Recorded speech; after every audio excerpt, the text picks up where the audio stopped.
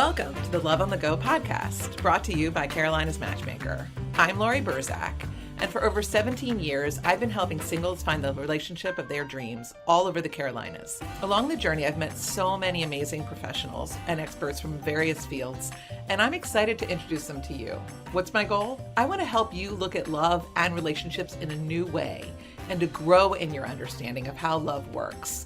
Let's learn together how people have overcome personal obstacles and have found love, first and foremost with themselves. The ultimate goal is realizing that you are worthy and deserving of love. Let's get started. Oh, wow. Today's episode is going to be epic. I'm so excited. We have two people on the show today. We have Sarah Kathryn Walmsley and we have Jennifer Miotke. Am I saying your name right? Miotke? Yeah, it's like Miotke. Miotke. Okay, good. Barnes was her maiden name. So I've known y'all forever. Forever. It's been like 15 years. They run so Sarah Kathryn is the owner of One One and Matchmaking and 888 Matchmaking, and Jennifer is the president and matchmaker. Yeah. And I feel like Sarah Kathryn's been in the industry for 20 years. And so when I first met Sarah Kathryn in New York, remember at the Matchmaking Institute conference, it's been like 15 years, probably like early days. The OGs of matchmaking. Yeah. She was like on Oprah, the Oprah show, which I was like, wow, you were like a star already in my eyes. Because you had bought, okay. And then hold on, before we get into all that, there's so much I want to talk about. And then Jennifer has been in the industry for more than 15 years. And you guys work like hand in hand, and you're working out of Atlanta. I know you work with people in other areas as well, but that's your primary market. Mm-hmm. And I used to be back and forth to Atlanta. We would meet up. We've made matches back and forth. So we're going to talk all things matchmaking and lots of good stuff. Yay. So excited. Welcome. Yeah. And you did matchmaking in Atlanta too. Yeah. Well, I did. I was doing matchmaking in Atlanta. And then I was like, why am I working outside of my market? Let's let the Atlanta matchmakers do their job, and they can refer people from the Carolinas to me and vice versa. And we're done. Yeah. So it's just so much easier this way. But listen, the Carolinas and, Georgia are very close. And so we just made a match. Yeah. And we're always collaborating. So that's what I love about you guys. It's so cool. All right. So Sarah Kathryn, tell us how you got onto the Oprah show. Tell us about your original business. Let's call Oprah. So my original company was called 8 at 8 Dinner Club. Yep. And it's very unique. It's only in Atlanta. I've barely seen any throughout the US any longer. It's a dinner club concept. 4 men, 4 women go to dinner at 8 o'clock. It's less pressure than a blind date, and it's great for people that are new to town. And when I lived in Chicago, to take the concept to Chicago, I went on a blind date, and this guy said, well, what can I do to help you? And I said, well, my goal is to be in the Wall Street Journal and on the Oprah show. And he said, well, I have a friend who's a cousin that works there. Let me introduce you. And less than a week later, I was sitting on the front row, and a lucky single girl had tried our concept and she loved it. Okay, that's awesome. And tell us more about these dinner parties. And what I really want to know is, how are people different? How do they show up differently when they're at a dinner party for 8 or more, obviously, because I know you fill up restaurants, versus like a one-on-one date? So the 8 at 8 concept, people often, especially the men, think it's going to be competitive, but it's truly women and the women too, but it's not competitive. It ends up feeling more like a business meeting, where you might have the hots for somebody across the table. It's not a competitive environment. If anything, you're judged if you're not being kind to the other people. Yeah. And in general, the people who have the best personalities win. Sometimes the guy that shows up that looks like a nerd, once they listen to how funny he is at the meal, they walk away wanting his number. And we help them connect outside of the dinner parties. Yeah. So they all come back to you and say, I want to meet that guy, or I want to meet her, kind of thing. And then what if it's not a match? Do you still give everybody's phone numbers out and they try for it? Or do you only get permission? You have to get permission from both parties. It's a lot of work. And wait, let me say this. Sarah Kathryn hates this. I love 8 at 8, but I love 8 at 8. But it's basically our nonprofit, because everybody goes for one-on-one. It's a nonprofit. But what I like about 8 at 8 is that, like, when you do matchmaking, how these people are so successful and so smart, and they sleuth them out and they find out everything about them on social media. Oh yeah. They can't do that in 8 to 8. They only know their first name. So it's like even online dating, you can know enough about them to know how to impress them. They have no idea. You know what I'm saying?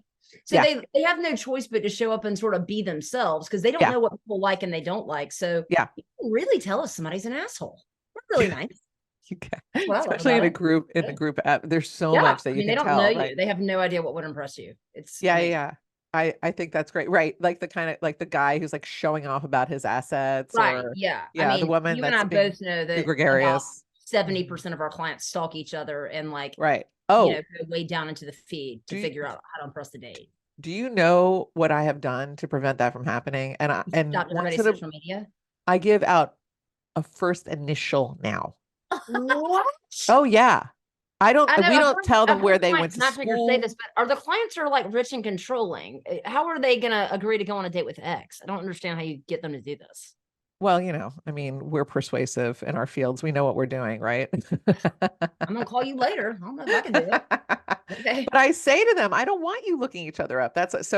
But I'm telling you, we've made the mistake of saying you're going to be meeting Y. She went to the University of Virginia. So are they like, figure it out.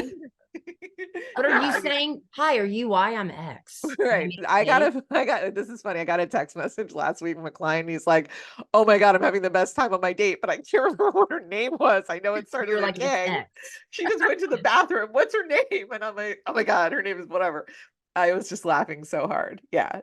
He was like blown away by her beauty when she walked in and her name like went right over his head. So it does happen. But wait, do you tell them the name the first day of the date, the actual name?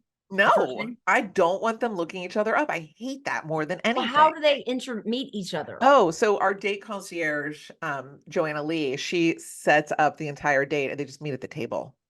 But like, so they ask for Joanna Lee's name at the hostess stand and they have dinner. Okay. So they go to the table. Once in a blue moon, there's an issue, but Joanna's always on call.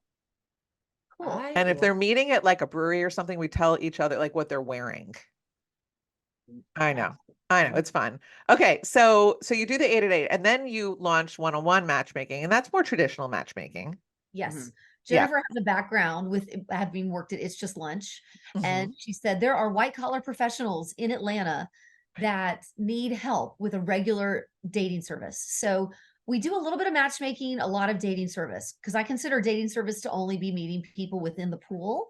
And we pull from 8 at 8, we pull from previous members, but the matchmaking is when we actually go out and recruit on their behalf. So we do a little bit of Okay. That makes perfect sense. Would you say that you have more success stories from the 8 at 8 or the one-on-one? We have as many. Yeah. It's really about equal. The problem is with matchmaking, and as you know, they really try to control it. They're like, no, I only date 5'2" to 5'6" and petite brunettes. And you're like, got it. Those are the only kind of people that could ever work for you. Right. Exactly. They're just a little controlling. Yeah, completely. Yeah. So who's sort of your average like clientele that hires you in the Atlanta market? For which business? I would say one-on-one. I mean, people that make over 150, white collar. We have clients as young as their late 20s up until 70s. Yeah. We have almost between 200 and 300 active clients with one-on-one. We have almost 200 active clients with 8 at 8. Okay. We're setting over 150 blind dates a month from this office. Yep. We host one enormous happy hour every single month. We do pickleball, we do tennis, we do fun runs, dog parks, but we're just doing a lot of different things because we have the group events, the group dinner parties, and then the one-on-one matchmaking.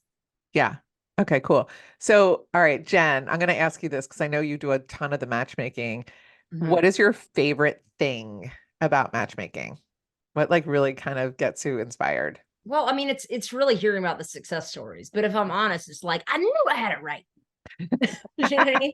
Like we literally, we sit down and we do the matching together and I'm like, this week we had a guy who literally paid $15,000 and I was like, yes, I did the matching. And I was like, actually, I did the match. And I was like, I lose. I don't know. It's sort of the ego of like, feeling like you just sort of know. But yeah, I mean, it's also, yeah, I mean, literally we have clients that will text me pictures of them and their kids. And I'm like, how do you cell phone? Your kid's so cute. Okay. Like, but yeah, I mean, it's hearing about the success stories. And now I've been doing it long enough. And so have you, where people, like, I would say 35% of my business conservatively is referred, you know what I mean? So it'll be like, this person was referred by, this person who then found it's like two people got into relationships, and the third, do you see what I'm saying? It's like a 3-level deep referral. And that is the coolest. I love referrals. My dream would be to be a matchmaker and only take referrals, but I don't know if I'll ever be that cool. Well, and Sarah Kathryn, I know that you oversee everything. Is there anything that, if you could choose like one aspect of everything that you oversee that you could really focus on, what would it be? Can I get it right? Jennifer, it's marketing. It's marketing. Oh, I do enjoy the marketing the most. I got that right. I live for the marketing, but I actually feel like my most important obligation is to the employees and to the team. Because if they're not working well together, or when they do work well together, is when it makes my heart sing. Because they are the ones that do all of the work. I feel like it's my job to keep the infrastructure working, the marketing, make the phones ring, make the office work. But they get to be matchmakers, and I need them to be matchmakers. I need them to get along. Yes. I love it. How many staffers do you have at this point? 4 full-time and 2 part-time. Okay. Yeah. It's a lot to manage. It's a fun job. It's just that, when they pull me in on the client issues, I like that. She hates the clients. I don't always have enough bandwidth to do both. It's hard. It's like you're getting pinged all day long. Otherwise, you need to set your boundaries and everything as a manager. I'm learning that myself. You giving to us. Understand. Yep, totally. So, all right, what advice would you give single people in general, whether they're thinking about a matchmaker or not, that would kind of help them in their love journey? I would just say yes to everything. You know what I mean? Like, you read Have Him at Hello by Rachel Greenwald. You know, and I stole this from her. Sorry, Rachel. You know, it's like, she would just tell her friends to set her up with somebody wonderful. And the people that decline matches, they never find it. The people that find it, they say yes to every match. It's really that simple. Like, don't come to a consultant or a stylist and say, I won't wear that. I won't wear that. Like, why'd you hurt us?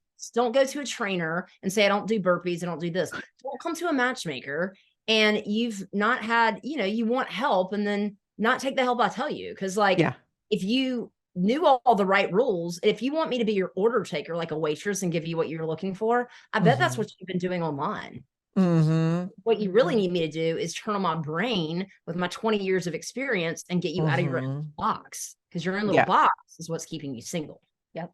And I would say Jennifer helped me get out of my own way and finally found my husband by opening up my parameters. I wasn't looking broadly enough in terms of location, in terms of previous marriages. And finally, I found the right one when I opened up my own, when I actually took my own advice, which is open up and be open.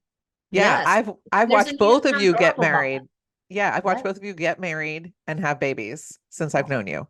Yes. Oh, I know. It's right? Crazy. I know. Watch us grow up, Laurie. I have. Us. I feel like we're the same age, but I don't think we really are. Mentally, we are. We're way more immature than you. So, I think that is great advice. So, Sarah Kathryn, did you get on? You found somebody online, right? Isn't that how you met your husband? Yeah. Yes. Okay. I mean, even though I meet single people all the time, very rarely do they ask me out. I try to keep a professional boundary as well. Yeah. So I wasn't looking at them as even potential dates. I had to go on match.com. Nobody ever sets up a matchmaker. Not to mention just the entire role of what we do is very independent. It's being an entrepreneur all by yourself. I didn't have coworkers. I didn't have people to go have drinks with afterwards. So the people that come across our desks are the kind of people that you want to meet. And I wish I had done that. I don't know why I didn't. I guess I thought I was too young at the time, which was ridiculous because I was in my mid-30s. Yeah, you were. And you wanted to have babies. Babies. Well, I didn't admit that, but I did. I told her she wanted to have babies. She wasn't sure. She's still not sure. And she has a 4-year-old. Well, at that age. Okay. Oh my goodness. So, okay, Sarah Kathryn, how did Jennifer convince you to expand your parameters with your online dating, and what did you expand? Oh my God. This is my favorite story ever. Okay, let's hear it. Yeah. Wait, tell me, like I remember we were sitting in the front room and I said, so what are you looking for? And what did you say? I wanted somebody that lived 1 mile within my zip code. Within her zip code. Yeah. Because I thought there's no way I'd have anything in common with him if he didn't. Yeah. He had to go to the University of Georgia, which is where I went. Right. And he had to be willing to date my 37-year-old, a little bit out of shape. And he had to be loaded. Yeah, loaded, tall, dark, handsome, all of it. And I ended up marrying a wonderful man who's not the tallest person on earth. He went to the University of Florida, which is he's my arch enemy. Okay. He lived 20 miles away, but now we live in the same zip code. The one I own. Yeah. Yeah. Okay, good. From outside the story now. And also he had children, right? From a previous marriage? He did. He brought 2 children, which I never even considered how much fun that could be. Yeah. And every divorce is different. So you have to just say yes and see if maybe it would work. Yeah. But my favorite part of this story is Jennifer and I were 37 years old and we were at my lake house. We were sitting on a boat and her husband is pretty antisocial. And before my husband, I had dated a man that was also very introverted and he never wanted to go have fun. And so Jennifer was on the back of the boat and she said, face it, Sarah Kathryn, it's going to just be you and me forever. And like Yaya's. And she was like, hell no, I'm getting married. I was like, no. And that's when I got it into gear. And I was having a good time. She was like, I don't want to hang out with you. I just want to only rely on my girlfriends. Right. Exactly. I think that's brilliant. I was like buzzed at sunset being like, I'm having the best time. Yeah, what's up? But I have to tell the story because Kathryn, I mean, she wanted to date a successful guy that lived in Buckhead. Yeah. And I was like, so, I mean, in all fairness at the time, for sure, I was like, so you're like 38 with an average body and, like, what do you think these guys say they're looking for that you want to date? Do you think they're targeting you? Right. Or do you think they're maybe targeting like a hot 28-year-old? Yeah. And I was like, so just like maybe, I don't know, open it up. I mean, is it like unfeasible that somebody in Alpharetta could also like Buckhead or like each other? Like, why don't you just open it up and see what happens? You know what I mean? Yeah. By the way, you're average cute. You're welcome. Open it up. There you go. I think that's brilliant. Okay, good. And then Jen, I know you're working on a book and you're like constantly scribbling little notes and you're passing them along to Sarah Kathryn. And one of the things we were talking about before we hit the record button was people that have waited too long and should have hired us sooner, should have hired you sooner. Yeah. Yeah. I mean, I talk to women literally almost every day. Let me know if you do too.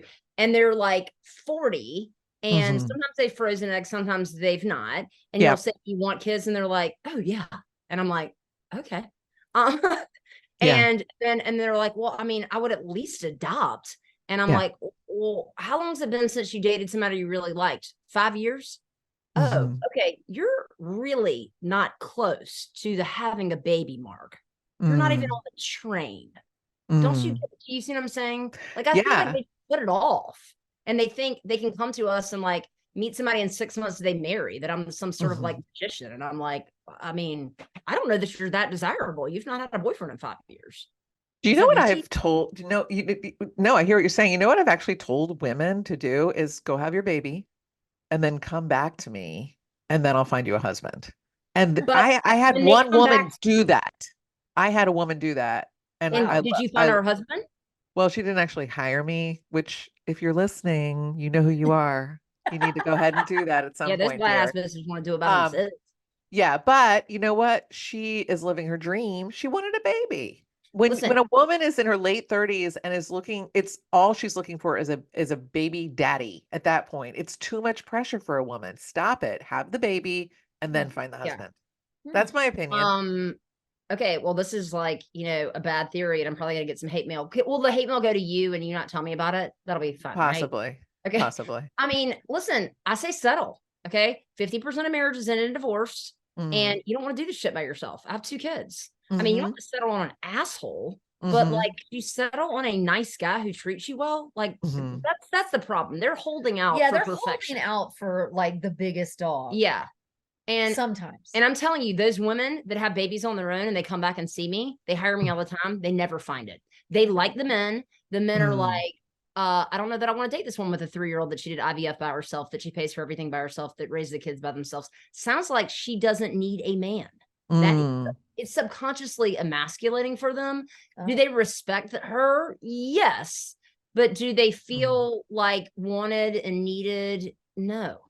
Interesting. And I'm just saying that men are, I mean, this is terrible. Hate mail is going to go to you, right? They're Yeah. selfish. Like they don't want, they're not going to take on projects. They're just not, as a general rule, most guys. I feel like they're more likely to date a woman who was married and divorced and had kids on her own, and like, because they understand that, you know, they've gone through a marriage, instead of a woman who had kids by herself. They don't understand that. That's not a traditional woman to them. She's not going to be, in their brain, warm and feminine. She's going to be a badass bitch who can take care of herself, and she is. Well, plus when you have a 3-year-old, you don't have any energy to date. But my point is, when you go have a baby by yourself and you come back later, it doesn't make it easier to find a man. Nope, you've gotten older, but less pressure. But less pressure. That's what Laurie's saying. Less pressure, and also it's never easy, no matter what.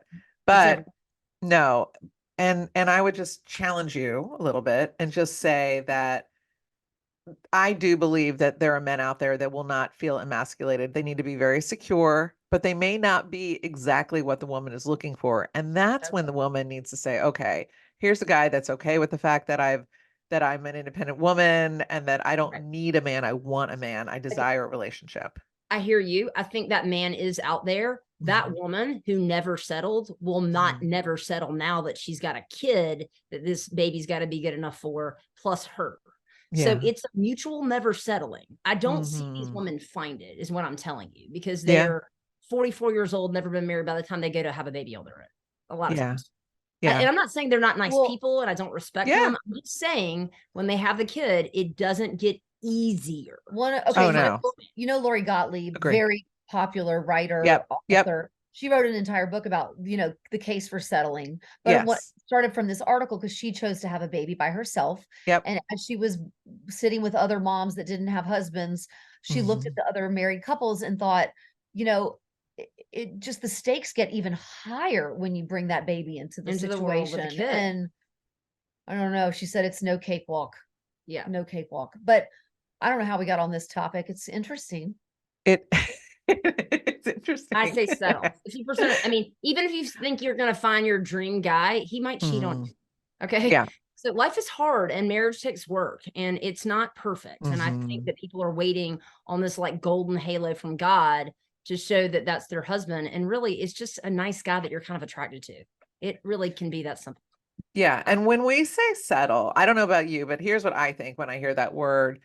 Some people might think, oh, settle means settle down with somebody who you're not into at all. No, that's not what you're saying. What I hear you saying is settle down with somebody who you respect, who can have the same kind of lifestyle as you, the same kind of faith or religion. Like there needs to be a lot of things. Basically, settle for somebody who has the same moral and ethical value system that you do want to kiss.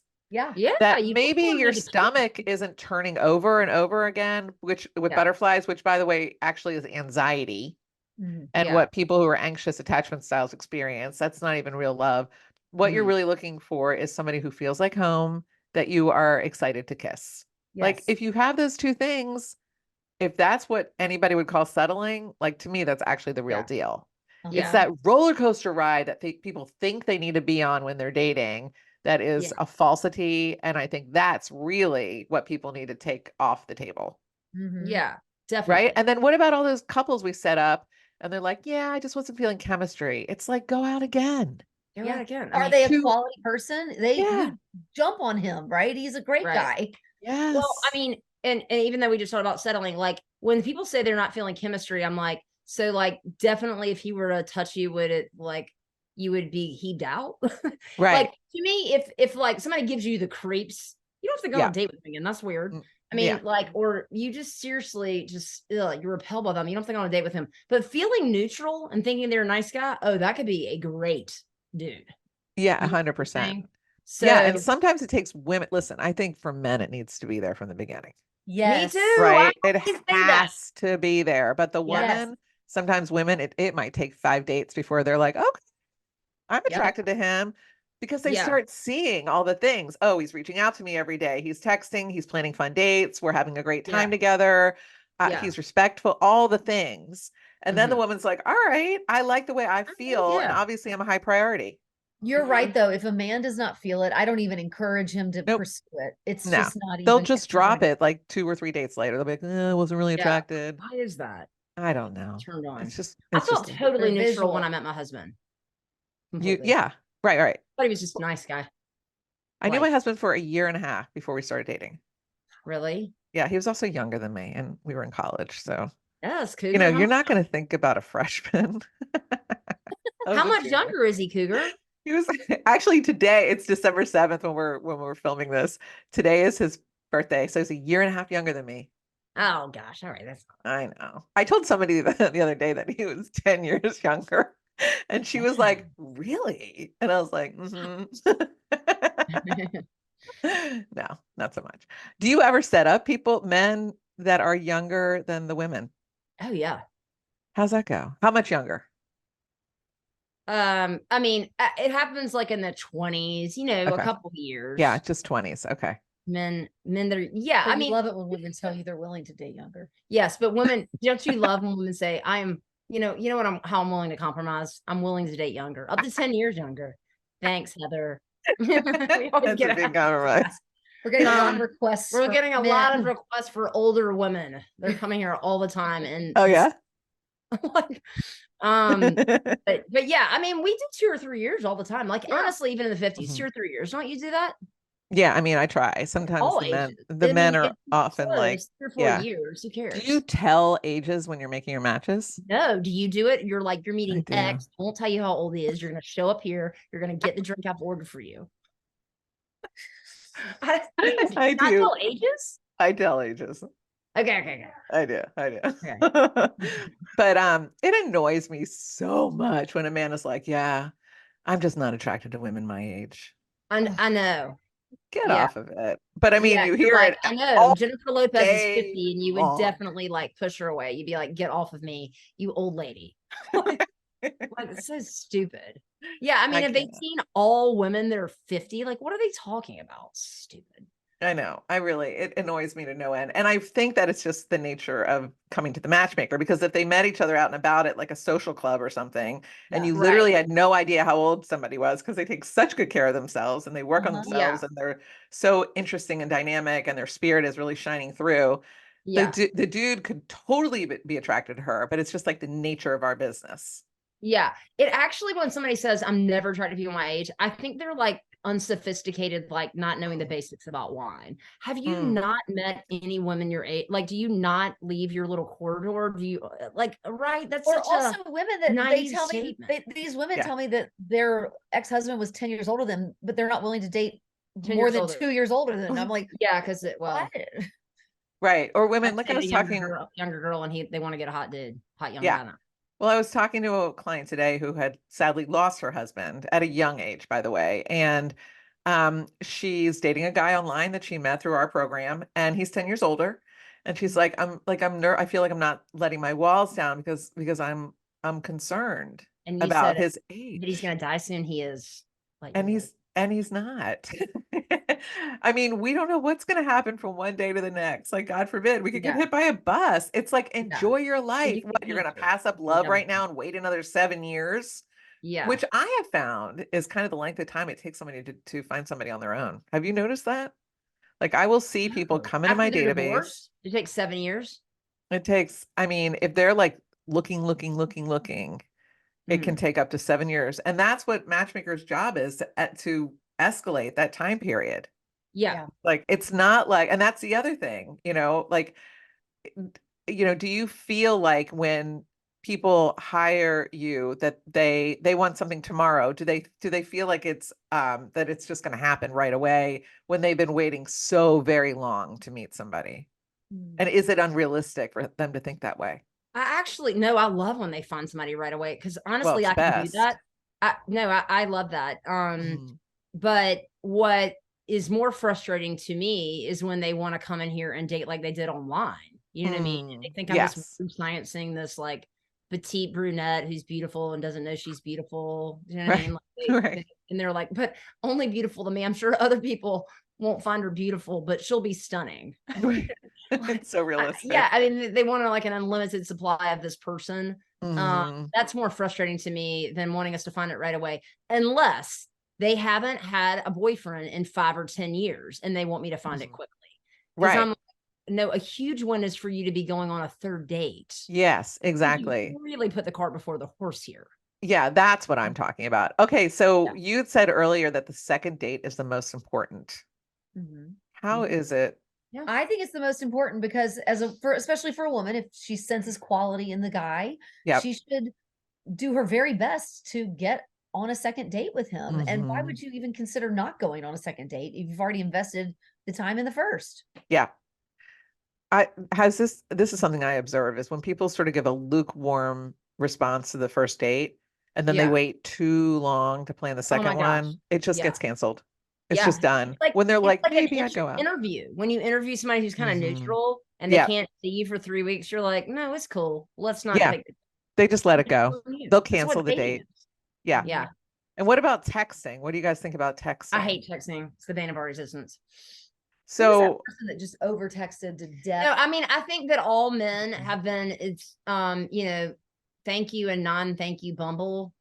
Because it made men do everything via email and text and assume the girl was gonna be cool with them just saying, hey, what's up? Let's get together. You know what I mean? I think texting, I mean, I'm old, I'm 47, old. Anyway, speak for yourself. But yeah, I think it's kind of apathetic and lazy to text for a date. Okay. It doesn't feel when you text me, I feel like you should be saying, I'm going to be running late 5 minutes. Yeah. I mean, like what, I mean, there's not a lot of thought in texting somebody for a date. Yet that is how everybody is planning things now. Yeah. When somebody actually picks up the phone and calls, it is a big deal. Yeah, I know. Like huge. But you know how like the number of singles are going up every year? It's because of texting. I swear. Because everybody's like overlooking the text, not taking it that seriously. They get a million texts. And this is just one of those other tasks, you know? Yeah. I think that people need to learn how to text a lot better. Yeah, I know. Like humor doesn't always come across well. Sometimes they're dry sense of humor, especially sarcasm, terrible. So you need to really, really work on your texting game. It should be fun and friendly and cute and flirty. Yeah. But you can't like avoid it anymore. Like it's happening. Like this is how people communicate. End of story. Yeah. Did you ever see any Blaine Anderson is from Shark Tank? Yeah. She's got full courses for men about how to text well. Okay, that's important information. I'm going to check that out. Yeah, she partnered with Mark Cuban. I mean, like it is a business. Yeah. As well. Dr. Mimi Winsberg, who I actually had on the podcast last season, she wrote this brilliant book about how to text properly. Yeah. And it's called Speaking in Thumbs. And it's all about just being like doing like tons of banter and just like having fun with it. So even people that are like online dating, when you're messaging people, just like jump in the middle of the conversation, act as if that person is your friend and just throw something funny out there to see how they react to it instead of how are you and what, how was your day and all that. Nobody wants to talk like that. Just like act as if you just met up with a friend at a party or at a bar and you're just like, fill me in. What were you up to today? I mean, just like have fun. Like, did you catch this? Did you da-da-da? So jump in the middle of the conversation and then just like be flirty and fun. That's like then you can actually see somebody's like emotional intelligence and like their sarcasm and you can kind of have fun with it. So that's what I recommend to people. All right. So, is there anything just to wrap up? what else do you think is interesting for us to tell people? A very open-ended question. Jennifer is passionate about so many things. Rights and rights and rights. I never know what her issue is that day, but there's a bunch of them. Yeah. Well, I mean, I also think that sometimes people like overthink, needing help. I don't know if I want to end on this note, Laurie, but how people will be like, what kind of people hire you? And I'm like, aliens. What are you talking? Like, I mean, they get so caught up into whether or not like they're at this place to hire a matchmaker, and you're like, what's happening? I just think, have some fun with life. Okay. Because you hire a matchmaker does not mean you need it. I mean, I hired a stylist because I thought it was really fun. I like to get my makeup done. I think it's fun. It's not like you don't know how to do your makeup or go shopping. I go to a psychic. Like, can we just have a good time? Like, what? Yes. And they also, they're sort of like, well, I think I'll be ready after the new year. I think I'll be ready after, my kid goes to college. And I'm just like, why are you putting off living? It stinks. That's crazy. You know what I mean? Or they also say like they want some sort of guarantee that it's going to work. And I'm like, why are you living your life this way? You know what I mean? I don't know. There's no guarantee. All that you get guaranteed when you hire a matchmaker or a dating coach is that you're going to get, hopefully, good service, an opportunity to meet some wonderful, interesting, dynamic human beings that exist on this earth at the same time as you, and the possibility of finding love. Yeah. But there's no guarantee. And it's this simple. Like, do you want to try? Do you want to keep trying? Do you want help? Okay. If you don't want help, just keep doing it on your own. But like, it could be fun to work with somebody and try harder. Yes. It's simple. I think that. I agree with you 100%. And actually, I think it's a very positive thing to kind of like end a podcast on. It's like carpe diem, seize the day, try different things. If you want to get in shape, join the gym, hire the personal trainer, even though you think you'll work the machines on your own, and really just go for it. Hire the matchmaker, hire the dating coach, see how your life will evolve, because whenever you put your energy towards anything, you will receive something back in return. And usually it's positive. Yeah. And also just say yes more. You know what I mean? Just say yes. When your friend's like, do you want to go to this party? Don't be like, people or events will be like, well, I don't know anybody there. I don't think this is my jam. You mean mingling with people, not your jam? I don't get it. Like, just go have some wine. What are we doing? I mean, just say yes more. Try to have fun. Ask for help. It's no big deal. Whatever, thinking this. Look at you being positive. I'm positive. Yeah. I love it too. Okay. Where can we find you guys? What's your socials? Oh, I don't know socials. It's on Instagram. I only do the Facebook. We're One on One Matchmaking on Instagram and Facebook. We have YouTube, and easiest is just our website, One on One Matchmaking, and 8and8.com. Okay, perfect. So I'll put all that in the show notes. It has been a pleasure as always seeing you. Oh my gosh, you're so fun. Yeah. And Laurie, this is great. I can't wait to see you again at the next conference or sooner. I know. Thank you. We love matchmaking. Kicking ass in the Southeast is matchmakers. Woo woo. Happy holidays. Thanks for listening to Love on the Go. I hope you join us on our next episode. You can make sure to know when it is by following us wherever you listen to podcasts. Also, if you enjoyed it, it'd be great if you left us a review. I'd appreciate it. In the meantime, to learn more about me and how my team can help you, visit carolinasmatchmaker.com. Until next time.